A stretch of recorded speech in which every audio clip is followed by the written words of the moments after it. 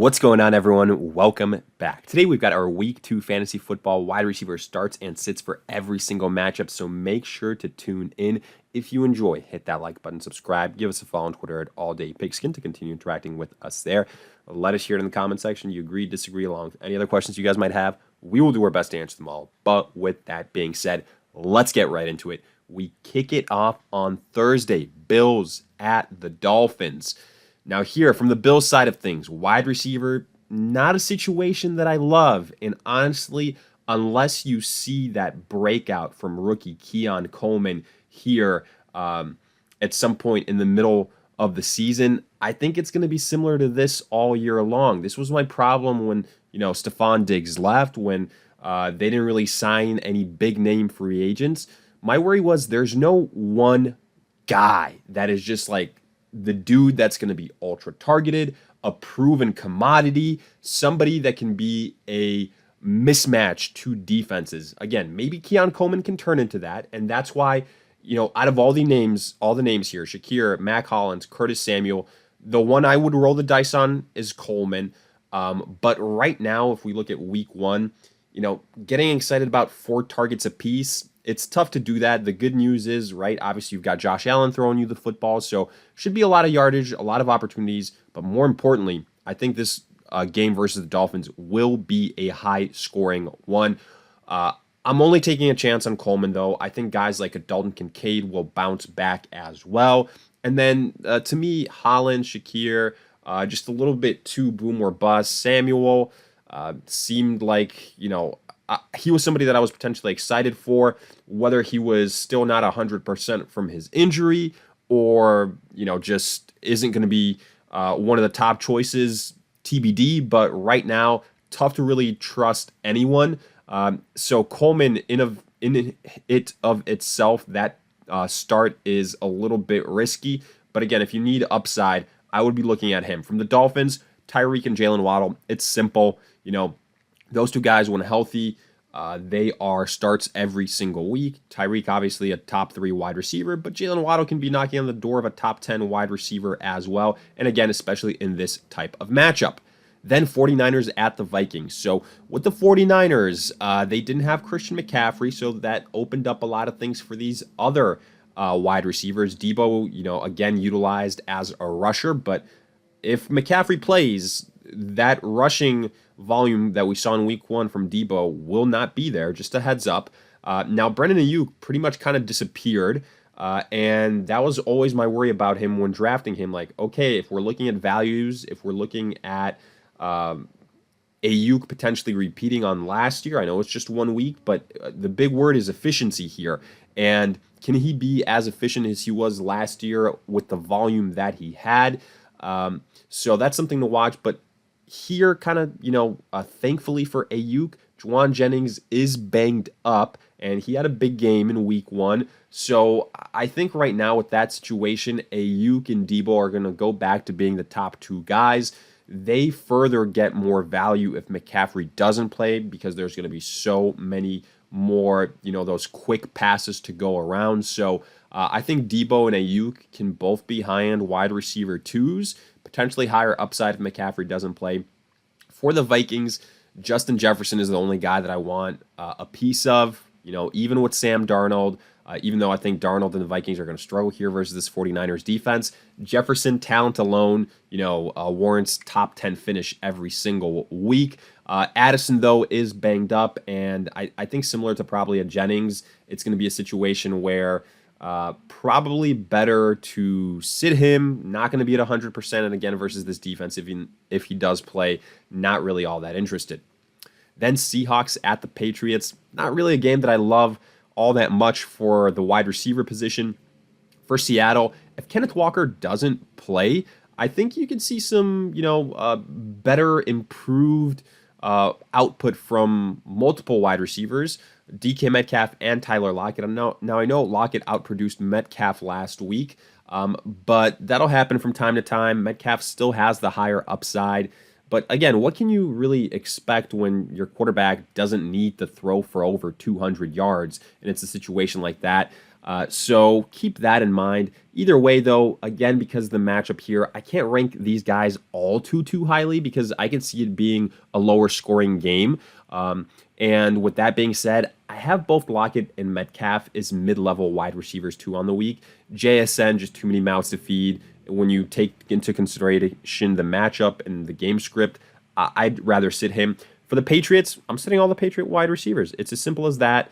Again, they didn't have to do all that much, but your quarterback isn't a high volume type of guy. And even if he was, again, similar situation with like the Bills, your wide receiver room ain't all that special. So I'm not going to force a start here. And, spoiler alert, this isn't the only team where I'm saying sit all these guys respectively. But let's move on. Giants at the Commanders. Only one name I kind of really want to start here. That's Malik Neighbors. Now, look, we did have a little bit of a coming back down to earth type of situation with Malik Neighbors because people realized, okay, it is Daniel Jones that's throwing him the football, but he did see a bunch of targets. So still, with all that being said, there's going to be weeks where Daniel Jones really costs Malik Neighbors, but the opportunities will be there, and I do believe Neighbors is good enough to do some good things with those opportunities. Now, it'll probably be more so in the mid to low end wide receiver 2 category. So keep that in mind. Now, a lot of people might be chasing the targets of Wendell Robinson, and he's probably the number 2 on this offense. But again, Neighbors, to me, skill-wise, is the clear number 1. And with Daniel Jones being the one that's distributing the football, it is really, really hard to trust. Let alone Malik Neighbors. The reason we're doing it is because of the talent. But afterwards, anyone else. So I know it's tempting, but I just wouldn't chase the targets. I would sit Robinson. For Washington, I love Terry McLaurin. I know he had a disappointing performance last week, but that's kind of just because Jaden Daniels really, really heavily relied on his legs. And I'm not saying that's going to all of a sudden disappear. So McLaurin will bounce back, but I just don't think it necessarily has to be here versus the Giants, who, again, project to be one of, not too many good offenses in the NFL. So because of that, I think you're going to see a lot of Brian Robinson, a lot of Austin Eckler, a lot of Jaden Daniels. You're not going to need all that much here. So because of that, I would actually be sitting Terry McLaurin.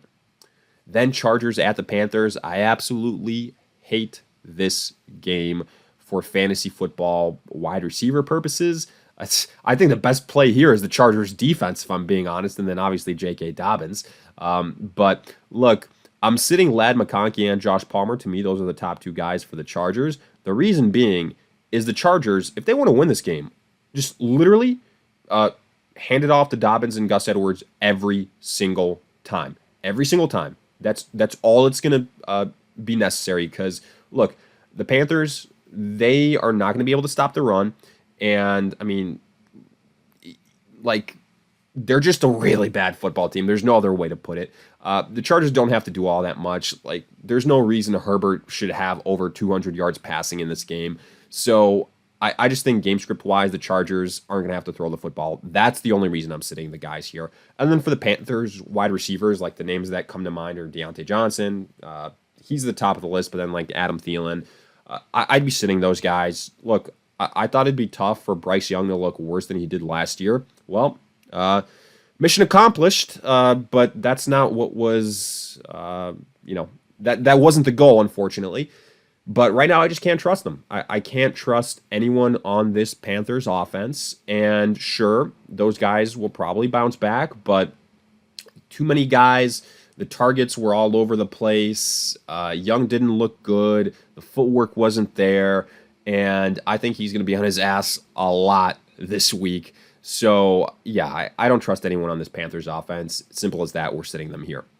Then Saints at the Cowboys. So this is a game where I like the 1s and the 2s, primarily because I think it's going to be a high-scoring affair. So, Chris Olave, he's going to bounce back from last week. Last week's performance versus the Panthers, not his fault. He didn't have to do anything. That was a game where just hand it off, and then once in a while take a big, play down the field, take a chance. That's why Shaheed had that huge touchdown. But I think he can do it again here versus the Cowboys. So I would take a chance on him just to realize he is boomer bust. Olave, the much better play. High-end wide receiver 2. Shaheed will be a boomer bust. Low-end wide receiver 2, 3. For the Cowboys, CeeDee Lamb, top 3 wide receiver every single week. Set and forget.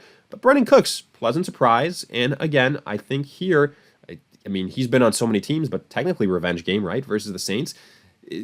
He's going to be the wide receiver 2 for the Cowboys, and with Ferguson banged up, he's going to get opportunities. He's not his old self, but I think he can get you 10-plus points in PPR, so I'd fire him up as a low-end wide receiver 2 with some upside and a decent matchup. Next up, we've got the Colts at the Packers, and here, again, not a game that I necessarily love, but the reason being game script. There's a lot of these games this week, so for the Colts, I said it before, Anthony Richardson is not going to produce the same type of fantasy success for Pittman that you had with Gardner Minshew. He's just not that type of quarterback. He can be a really good quarterback, but not in the same way with his arm, at least not quite yet.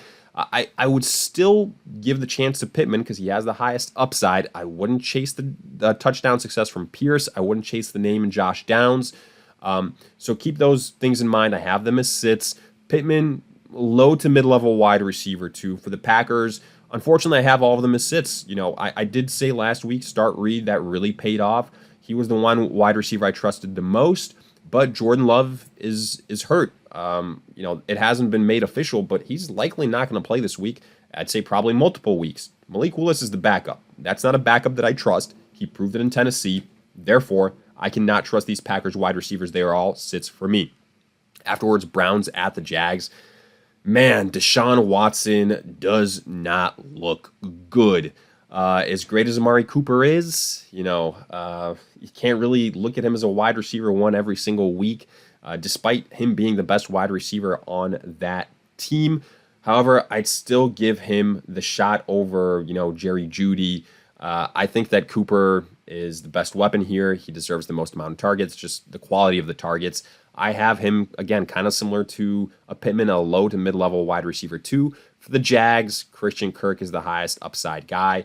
It just depends what Jacksonville team we get. Is it going to be the one that if they get a lead, they become super cautious, or are they going to air it out and provide those downfield opportunities for their wide receivers? I think all these guys, Kirk, Gabe Davis, Brian Thomas, they can have big types of games. In fact, Brian Thomas looked very good last week and, good rookie outing.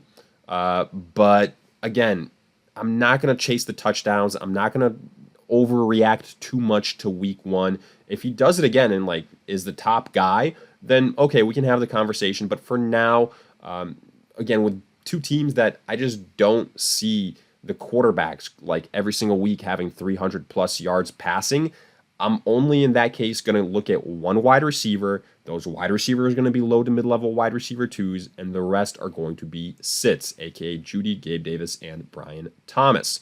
Afterwards, Jets at the Titans. Look, for the Titans, I don't like the situation. Let's just get ahead of that. I'm sitting all the Titans wide receivers. The Jets defense, I think, is going to absolutely demolish Will Levis. And whether it's Ridley, whether it's Hopkins, it's going to be a long day for them. So I don't trust the Titans. For the Jets, though, Garrett Wilson, look, all things considered, disappointing week 1 performance. Should have been much bigger.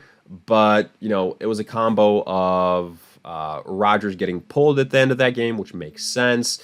Garrett Wilson having a couple throws that were overturned. So there were issues there. And then Allen Lazard capitalizing on the touchdown success in the red zone. I would have him as a start. I think this is a game where, again, the Jets are going to put up a lot of points, and I think they're going to blow out the Titans, and I think there's going to be a lot of opportunities. And I think the top 3 names with opportunities are Wilson, Breece Hall, Allen Lazard. Lazard is more so, I'd say probably a boom or bust type of guy in that category, but considering all the sits that we have this week at the wide receiver position, I think you can do worse than Lazard. Bucks at the Lions. This is a game that I like. Now, finally, after a couple of duds, high upside scoring here with good offenses, with good wide receivers. Evans, Godwin both had good weeks last week. I think they can do it again here versus the Lions. So both can be high-end wide receiver 2s. For Detroit, Amon-Ra, similar to Garrett Wilson, disappointed in week one, but we know that's not going to happen every single week. We know that those are flukes, all things considered, and he should get back in the category of success. Back is a wide receiver one. Now, look, I've got Jameson Williams as a start. Is what we saw in week one a sign of things to come? Hopefully, I mean, for the sake of, his talent, his development, but I'm not quite sold on it. So again, I have him similar to probably an Allen Lazard again. I think this is a very comparable combo with Garrett Wilson to Amon-Ra, Lazard to Jameson Williams. Like, Williams flashed. He looked really good. This is a high-scoring upside opportunity, so I think you give him a chance, but he will be a boom or bust guy, low-end wide receiver too. Then Raiders at the Ravens. I'll start Devontae Adams, but look, I think this can be a bad game for the Raiders. I think that the Ravens are going to dominate them. I'm only starting one guy for the Raiders, and that's Adams, because I think he's the most talented, highest upside. You get this trend. We've had a couple of games where it's a really tough matchup. There's multiple options, but you only start one because you know that it's not going to be a good game script. Adams, to me, is more so a wide receiver too this week and probably on the lower end. For the Ravens, I start Zay Flowers, but I think the Ravens, again, they can have this game out of hand probably by the second quarter, third quarter. That's the only thing that worries me. So, Zay Flowers has to do his damage by then. But still, honestly, I like him more than Devontae Adams this week. I think he's a high-end wide receiver too on the week. And then I'm sitting Jacoby Myers. Again, I just really, really don't like the matchup. Then Rams at the Cardinals. So the big news, right? Puka Nacua goes on IR, going to miss at least 4 weeks. What that does mean, however, is Cooper Kupp, as far as I'm concerned, is the number one wide receiver in fantasy football. The guy is going to get over 10 targets a game, and it might be over 15 targets a game, and he's going to do a lot with those targets. He's a must-start every single week. He is the wide receiver one, in my opinion. And then another guy that, is it going to be Tyler Johnson? Is it going to be Demarcus Robinson? I tend to give the edge slightly to Demarcus Robinson. I think this can also be a high-scoring game. So for that reason, I think he's worth kind of a flex play. For the Cardinals, I know Marvin Harrison Jr. was extremely disappointing. I get it.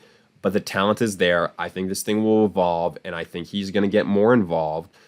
You got to start him, right? He is by far and away the best wide receiver that they have. I'm not going to go chase the Greg Dortch production from week one. So let's just get that out of the way. But, I think just for the time being, you have to temper the expectations with Marvin Harrison. It's not immediate. It's never quite immediate with these rookie wide receivers. It takes some time. So, all those talks, all those people that drafted Marvin Harrison at the end of the first, like, this is why we said you got to cool your jets a little bit, because it could take some time. And, at the start of the season, he's probably more a wide receiver 2 than a wide receiver 1 that you were pushing for him to be. Afterwards, Bengals at the Chiefs. Jamar Chase must start. He will play. T. Higgins, hamstring, all of a sudden doesn't play week one. Probably screwed a lot of people. But, oh well, how much of that is legit? How much of that is potentially him playing the contract game, considering he's going to be a free agent next year and he wants to protect his health? Could also be that. No one can really prove anything. But honestly, if I had to guess, I don't think T. Higgins is playing. If he plays, great. You start him. High-scoring affair, hopefully. The Bengals, they usually start out slow. I'm not worried about them. I think they're going to pick it up. But right now, I think Higgins probably doesn't play. I wouldn't force any other starts for the Chiefs. Only Rashee Rice is the guy that I'm looking at. I think Marquise Brown will be back, and if so, I think he's going to take away a lot of the value from Xavier Worthy. And also, he's probably not going to be at 100%, so I'm not going to force any starts here with Brown, with Worthy. If Brown doesn't play, then okay, you can take a chance on Worthy, but again, the reason why he had success last week is because of the touchdowns. You take away the touchdowns, targets weren't quite there, so keep that in mind is all I'm saying for Xavier Worthy. Rashee Rice, by far and away, the best, most consistent option for the Chiefs. Then Steelers at the Broncos. I only want to start George Pickens. It's as simple as that. I said it all offseason long. Like, Fields and or Russell Wilson are just good enough to get the ball to Pickens, and they're going to pepper him with targets. And he produced. It wasn't spectacular in week one, but it was still double-digit fantasy points, and I think he can do it again here. So wide receiver 2 with really nice upside. For the Broncos, I'm sitting on the Broncos wide receivers. Again, this is fully a Bo Nix type of situation. I'm not a believer. Week 1 didn't sell me. This is an easier matchup, sure, but I just don't believe. And for that reason, I'm not going to force anyone. So, yeah, Cortland Sutton and company are sits. Then Bears at the Texans. So Rome Odunze is banged up. That's why I will start DJ Moore and Keenan Allen. I think Moore has the higher upside, but Keenan Allen I think can be a solid flex play. But obviously, Caleb Williams has to be much better than he was in week 1. And I think this is the type of game where he's going to be forced to throw the football. Like with the Titans, the game was never truly that out of hand. So not too much had to be forced. But I think this is a game where, we're going to see the real Caleb Williams. For the Texans, this is really tough. Like, Nico Collins is the start easy, but then between Tank Dell and Stephon Diggs, that's where it gets tough. Like, Diggs is coming off a 2-touchdown performance, so saying to sit him does seem kind of crazy. If you want to start all 3 of them, I understand it, but my worry is, guys, the Bears have a really solid, underrated secondary. That's what scares me here. So I tend to lean Tank Dell, but if you want to swap Dell for Stephon Diggs, I completely understand it.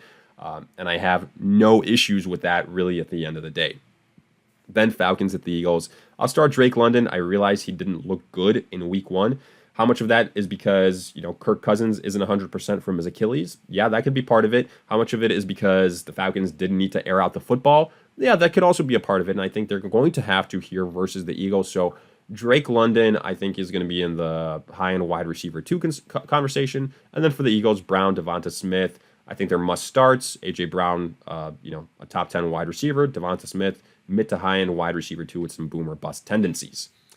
But with that, we wrap up our week 2 fantasy football wide receiver starts and sits for every single matchup. If you guys enjoyed, hit that like button, subscribe, give us a follow on Twitter at AllDayPigskin to continue interacting with us there. Let us hear in the comment section, agree, disagree, along with any other questions you guys might have. We'll do our best to answer them all. But with that being said, we'll see you guys in future videos.